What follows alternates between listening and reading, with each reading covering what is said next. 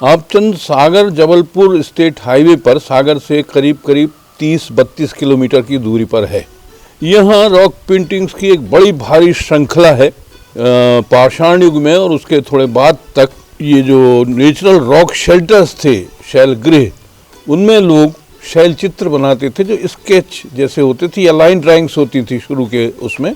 यहाँ पर तमाम जीव जगत पेड़ पौधे भी दिखाए गए हैं, पशु पक्षी भी दिखाए गए हैं, पशुओं का शिकार भी दिखाया गया है और टाइगर की, शेर के, एक 4 शेरों की एक का दृश्य है जो यहाँ दिखाया गया है और हाथी भी दिखाए गए हैं। युद्ध के दृश्य भी हैं।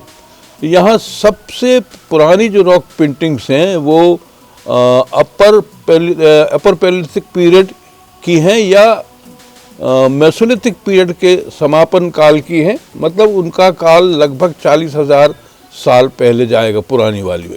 और उसके बाद यहाँ ऐतिहासिक काल के भी चित्र हैं जिनमें हाथी पर या घोड़े पर बैठे हुए मनुष्यों को दिखाया गया है और घुड़सवार भी हैं। इस तरह के अनेक दृश्य यहाँ मिले हुए हैं और शैल चित्रों के अध्ययन की दृष्टि से ये बहुत ही महत्वपूर्ण स्थान है। इसके अलावा यहाँ प्राकृतिक सुषमा भी है। बीच से करीब करीब नदी, गधेरी नदी बह रही है। उसके दोनों ओर जो शेल्टर्स हैं, जो शैलाश्रय हैं, उनमें पेंटिंग्स बनी हुई हैं। ये काफ़ी बड़ा एरिया है और बहुत बड़े क्षेत्र में यहाँ पेंटिंग्स हमको मिलती हैं।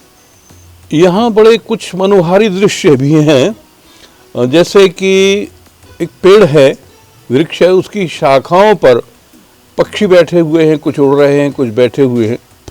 इसके अलावा ये जो समूह नृत्य है, ग्रुप डांस है, उस तरह के समूह नृत्य के भी दृश्य है जिसमें स्त्री पुरुष एक दूसरे का हाथ पकड़ करके नृत्य कर रहे हैं और एक मानव श्रृंखला है, उसमें 8, 10, 12 नर्तक भी हैं और ऐसे अनेक चित्र वो है।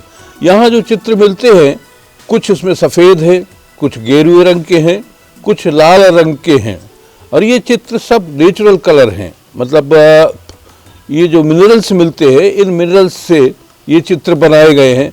जैसे हेमेटाइट पत्थर है, गेरू है और सफ़ेद जो चित्र है वो जो छुई मिट्टी, सफ़ेद मिट्टी होती है या चूना समझ लीजिए, इससे घरों में पुताई होती है, इस तरह के चित्र भी है। यहाँ काले चित्र हमको अभी दिखाई नहीं दिए हैं, हो सकता है आगे मिलें। हाथी के बड़े चित्र बने हैं और शेरों की आकृतियाँ तो कई हैं। एक में 4 शेर दिखाए गए हैं, एक में 2 शेर दिखाए गए हैं। बाकी ये हरिण की जाति के पशु बहुत सारे हैं। कुछ पक्षी भी यहाँ दिखाई देते हैं।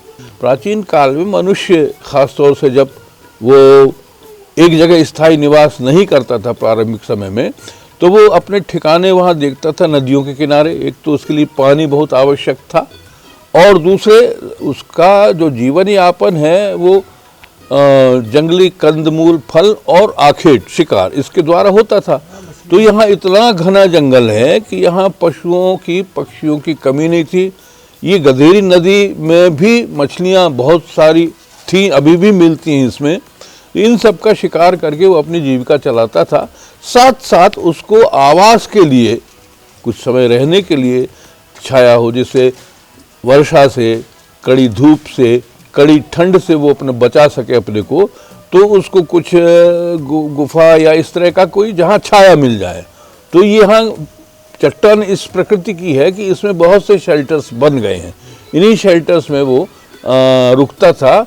आज भी जो चरवाहे हैं, गड़रिए हैं, ये लोग जब पशु चराने आते हैं तो बीच में वो खाना भी बना लेते हैं ऐसे ही शेल्टर्स में, जिनमें छाया भी है और हवा का दबाव भी कम है, तो उनकी आग भी जलती रहती है और थोड़ी देर विश्राम भी कर लेते हैं। दुर्भाग्य से उन लोगों ने और बहुत से लोगों ने, जो विजिटर्स आते हैं, उन्होंने काले रंग के कोयले से जगह जगह चित्र बना रखे हैं, जिसकी वजह से पुराने चित्र जिसके नीचे छिप गए हैं। कुछ लोगों को अपने नाम लिखने का शौक है, जगह जगह लोगों के नाम हैं जो इसको सब एक तरह से बर्बाद किए दे रहे हैं। इस पर रोक लगनी चाहिए।